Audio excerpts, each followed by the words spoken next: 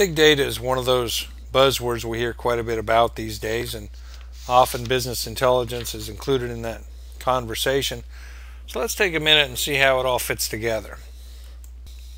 I want to make sure you get a perspective of big data and what makes business intelligence so complex. Dr. Michael Wu came up with this diagram, and you can see all the different parts of big data and how there's a little portion there called information, which then as you look and drill down further, there's a small slice of that data that's actually relevant to your organization. And then inside that, there's that small nugget of insight that's actionable items for you. So finding those insights and acting on them, that's business intelligence. In 1989, a Gartner analyst came up with business intelligence to help define quantitative analysis by a group of users. And at that time, the software industry was trying to determine and define and set guidelines for what decision-making support systems were and how they were to be used. Meet Howard Dresner, that Gartner analyst I mentioned. He came up with an example of what happens without using business intelligence at some level. Of course, he sells BI consulting and makes a ton of money doing it, so he has plenty of stories. One of the problems that we see in this example is the silos of information. Marketing knows about marketing, about the campaigns and about the customers. Manufacturing knows about production. And HR knows about HR, but nobody knows about anything else. So how do we break down these silos of information and get the big picture? That's business intelligence. The data warehouse is really the foundation for business intelligence. You see on the left, you've got all of the internal data silos, and you've got some external data. This data goes through processing where it's cleaned up and duplicate records are removed and it's reformatted. And this process is called ETL, but that's too much geekdom for this presentation. Suffice to say, the end product really provides a data set that can be analyzed and be used as factual support for decision making. So now that we have an idea of what business intelligence is, let's look at some of the ways that marketing uses it.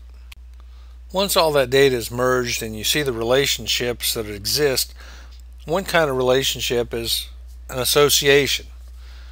In this example, the promotion is related to increased sales, or increased sales is related to the promotion.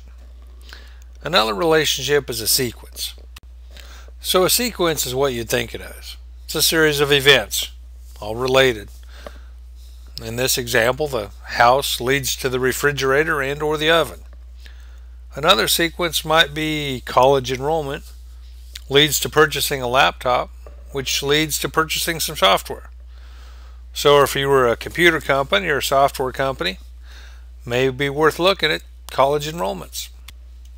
Another relationship type is a classification. Classifications look at patterns in either behavior or characteristics of the members in a group. These can be used to customize customer contact.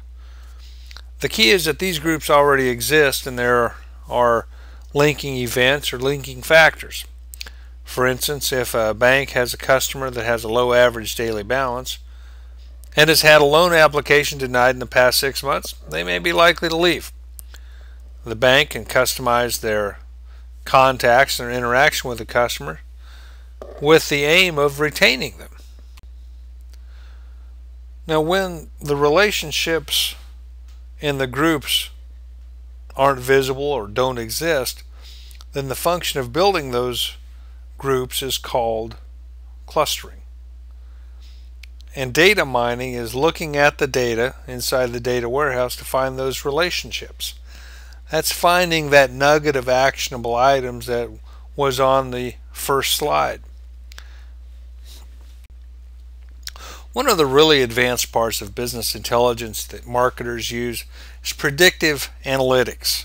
Predictive analysis looks at customer events and behaviors and tries to predict, that's the name, what the customer's response will be. And this information leads to more efficiency and more effectivity in the marketing operations because there's more information about the customer. One of the problems that marketers have to face and have to deal with is the fact that people are becoming more and more private and concerned about their information, their personal information being compromised as they share it with marketing groups. And they feel that sometimes there's an intrusion when marketers take advantage of information that they've obtained, but the customer didn't provide it to them. So that's one of the things that business intelligence provides, is all this actionable data, but one of the concerns is what is the company going to do with it? So we circle back around to big data. And while data is not information, business intelligence turns that data information. And information isn't knowledge, but it helps us gain knowledge, and knowledge is power. And remember, with great power comes great responsibility.